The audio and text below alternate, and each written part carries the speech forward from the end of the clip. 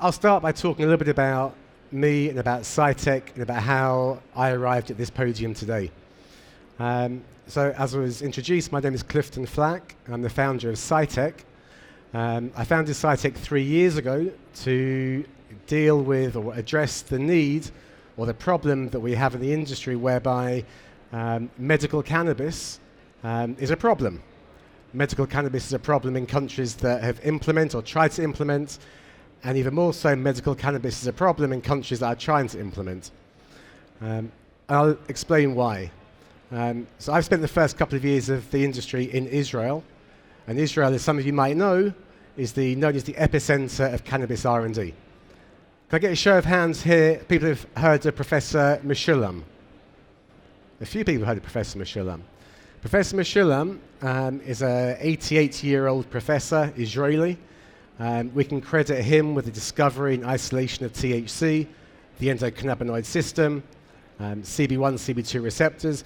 Almost everything that we know about the plant was either discovered directly or indirectly in Israel. There's some amazing stuff that goes on there. There's also a vibrant and dynamic medical cannabis patient program that we've had in Israel for about 15 years. For most people in the industry, they'll look to Israel as they're the pioneers of medical cannabis, to look at it as an example of how to write and roll out a medical cannabis program. The truth, however, is a little bit different. We started our program 15 years ago. There is currently 40,000 medical cannabis patients in Israel. There's currently 1 million CBD users in the UK. Now, this is a vast difference. 1 million users in the UK without a single line of legislation written, without a single doctor involved in prescribing, without a single pharmacist involved in dispensing. And yet 1 million people are enjoying the benefits, the health benefits of CBD. Now, 3 years ago, that blew my mind. I'd spent 2 years in Israel lobbying, fighting for more government reform, for more doctor involvement, because after all, as the mantra goes, cannabis is an important medicine, and doctors need to be able to prescribe this medicine to patients, which is amazing. And cannabis does do amazing things. No one's denying the power of cannabis and what it can do.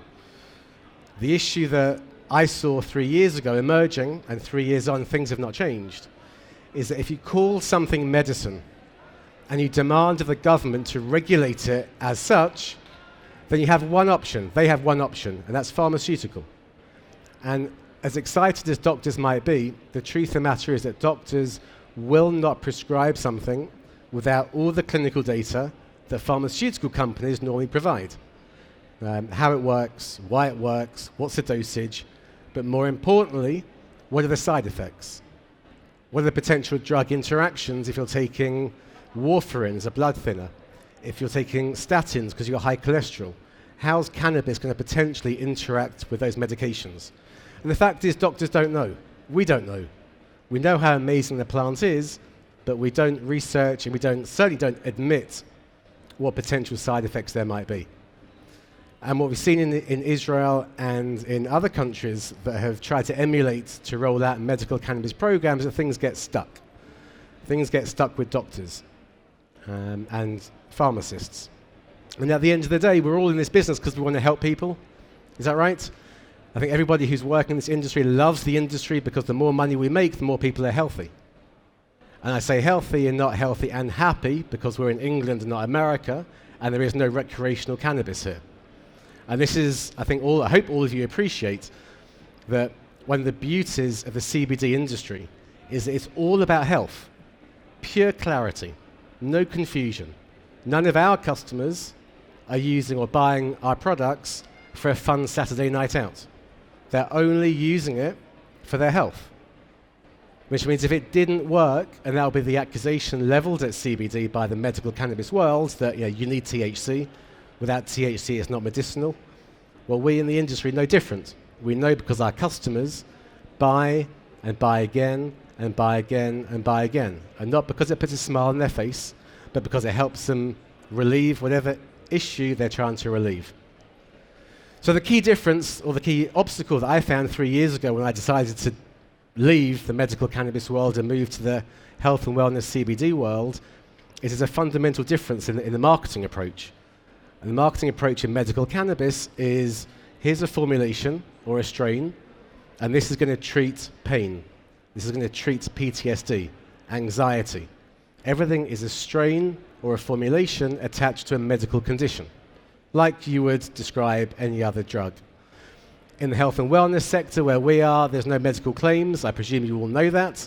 We're selling CBD as a food supplement or a cosmetic, so we cannot report on the health benefits, which gives us, as business owners and as marketers, the single biggest challenge, because we cannot tell our customers what our products do. And more than that, there's no concept of strains or formulations.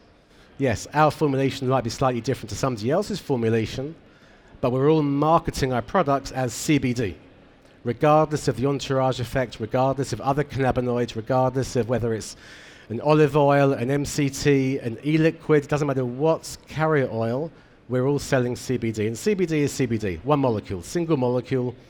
The same CBD in hemp is the same CBD in cannabis, is the same synthetic CBD. It's all the same.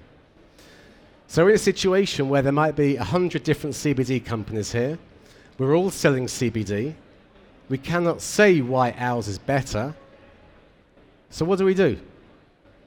Well, hopefully, from previous talks, and hopefully from this, we're going to learn how to build a CBD brand. Because building a brand, and I know I'm a 25-year marketer, not 25 years old, although I feel 25. I'm 25 years in marketing, and I know when you're building a brand, you've got one target, one single target. More than that, it's one word, trust. I've underlined it on the screen. We're all targeting trust, because whilst this is not sold as medicine, people are using it as medicine. People are using it for their health. People don't want to take risks with their health. Certainly when it comes to cannabis, which can be scary. Certainly in the UK, it's very, very scary. So how do you build a brand that people can trust in a world where you can't really talk about it? So what we did was, or we had the advantage, I guess, that 3 years ago, we're sitting in Israel, and all of our colleagues and competitors are these medical cannabis companies, and they're all involved heavily in research, and they're working with doctors, and they're working with institutions and hospitals, and they're proving, very altruistically, they're investing money to prove how good cannabis is. And it's that message that's going to help them sell. It makes sense. The issue for them is that they're all 2 years away. 2 years away, 3 years away from being able to prove, beyond doubt, that their formulations work. Then they have to hope that doctors prescribe. We're in a different situation. But the logic stands the same.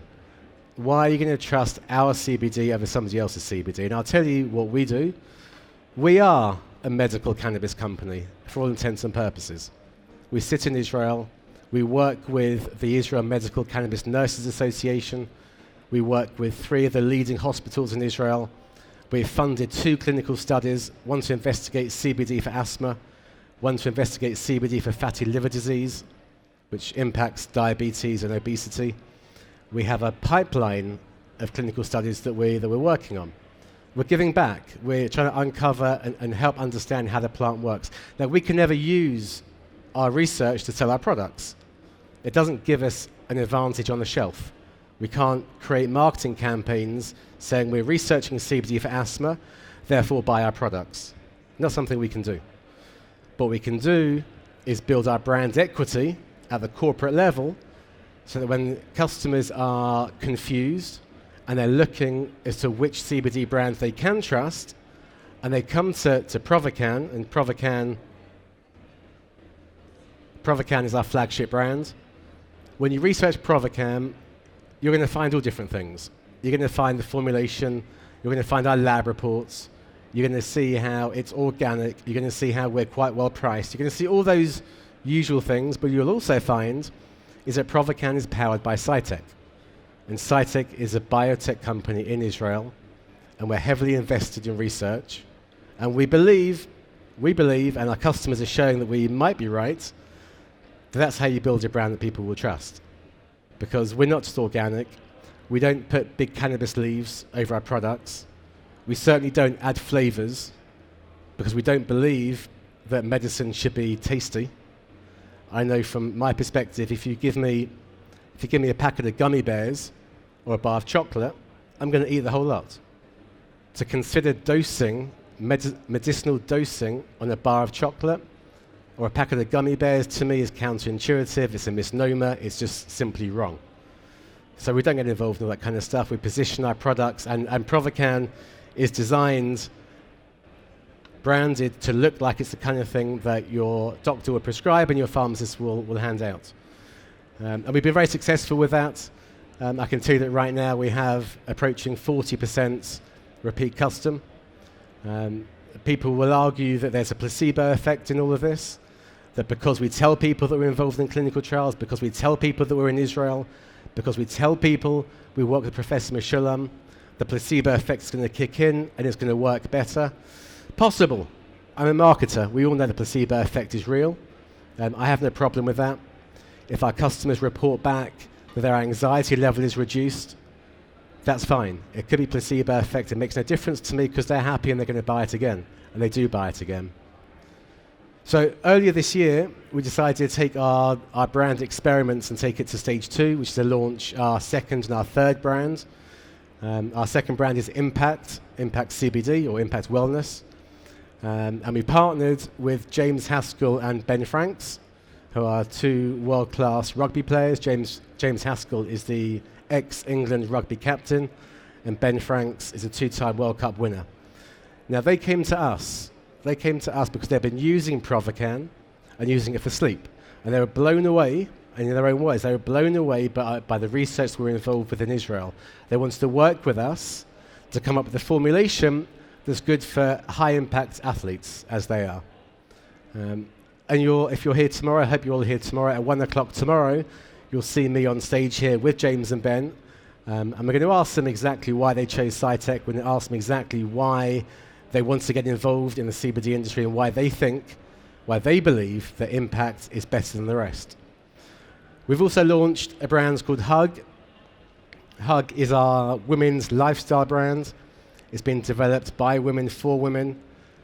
It's a wide range. Our core product, same with Provacan Impact, the core product is the tincture, our oil, because after all, that's the most cost-effective way to get your CBD.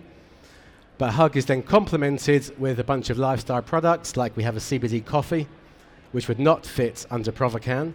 We've got CBD tea, we have manicure set, we have pedicure, we have face masks. We have everything that a lifestyle brand you'd expect to get. And again, what separates HuGG from every other lifestyle brand you'll see? And it's the same answer. When you do your research and you're looking at who's behind the brand and why that brand is better than what could be just 2 guys sitting in their garage formulating something, it's the company behind it. So we focus all of our marketing efforts at the CiiTECH level. It's CiiTECH that gives brand equity to all of our brands. And it's why today you'll see us, we're at booth J72 or J73. We're down there. You can come and try our brands, come and try our products. And tomorrow, come by at 1 o'clock and you'll see me on stage and you can ask James and Ben some questions yourself. If you have any questions for me right now, I'd be happy to do my best to answer them. Do we have any questions from the audience? There we go. That was quick. It was quick off the mark on that one. Thank you. Hi. You mentioned earlier on in your discussion that there were certain strains that were more suitable for treating certain ailments. Can you talk a little bit more about the strains that you think would be more suitable for particular illnesses or ailments? No. Let me explain why. So again, this is a food supplement. We cannot sell it as a medicine. It's not a medicine. Medicine is something that's been heavily researched, phase 1, phase 2, phase 3, double-blind, placebo, multi-site, multi-country, thousands of patients, and hundreds of millions of pounds. Without that data, nobody can give categoric proof that any strain or any formulation is good for anything. What I can tell you is what I believe. And I believe, again, I'm a marketing guy, so I learned many years ago Pareto's rule, 80-20. And I firmly believe that you give 80% of the population any strain, any formulation, and it will work. It will work well enough. 20% need something specific. The same way that, for the most part, medical cannabis, all the heavy lifting in medical cannabis is CBD. CBD is the anti-inflammatory. I'm not diminishing the power of THC. THC does some amazing things. But we know that 95% of all human disease either begins with or presents as inflammation. The human body, we're built to suffer from inflammation. It's why Nurofen, when they hit the market 25 years ago, went from nothing to everything. Because paracetamol masks pain, but Nurofen treats the cause of the pain. And it's the same thing with cannabis, almost exactly the same thing. THC for pain management is amazing, because you get stoned, and you forget about the pain. Easy. But CBD, in theory, treats the cause of the pain. So as far as strains for indications, I don't believe there's enough or anywhere close to enough information and real data to prove either way. The recreational market is something very different. Any further questions? Anybody? Nope. Oh, one down the end, hang on.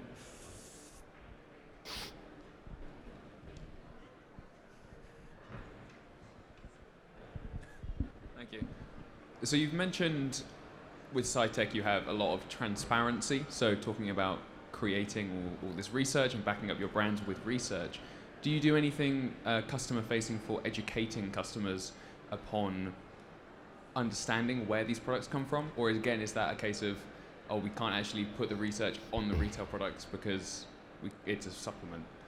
Does that make sense? It makes perfect sense. Thank you. Okay, so we've been working closely with the MHRA. Not voluntarily, but when they come knocking, you have to answer the questions. So we've been through a whole process with them of compliance on all of our websites. And I'll tell you, the final, I hope it was the final process we went through was on our CiiTECH website, where they said to us, you cannot put your claims, you cannot put the science, you cannot mention anything on your CiiTECH website. Wow. So our amazing legal team went back to them and said, look, this is ridiculous. The CiiTECH website is not selling a product. The Provacan website, which is compliant and clean, sells products. There's no claims there. You can't tell us that we cannot talk about our own research on our websites. So we're a biotech company. We paid for research. This is what we do. Their answer was this. The fact that your website is a co.uk website, you can choose. They said you make a choice. Choose to talk about your research or choose to talk about your products. So our solution was to do both, but to move our website from co.uk to co.il. To the nth degree, the MHRA the nth degree is you cannot say anything. As far as actually gathering data and information from customers, that's much more interesting. However, opens up the same can of worms. We cannot go to our customers and survey them with health questions. We cannot survey them and report back to them or report back to the market about how they're using the product because it's health claims. So what we are doing, which is I believe is very unique, with our partnership with the Israel-Cannabis Nurses Association, we're working with them to survey our customers. They can ask the questions, they can do the research, and not just we learn and we can benefit, but that data will be published for the entire market to benefit. The same as the research we've done. You can go online, you can find out the results of our studies for CBD for asthma and CBD for fatty liver disease. We're not looking at a pharmaceutical pathway. We're not looking to patent those results. We want everybody to benefit.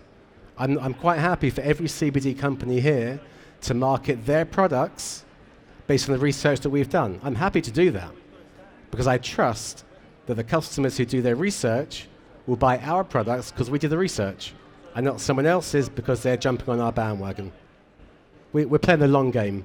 The short game, we all know. The short game is put a website up, make your claims, make a lot of money, and they get closed down. We're here for the long term. Any more questions? Going once, going twice? Clifton, thank you very much. I think we're wrapped up for that one. Thank you. Thank you. Thank you.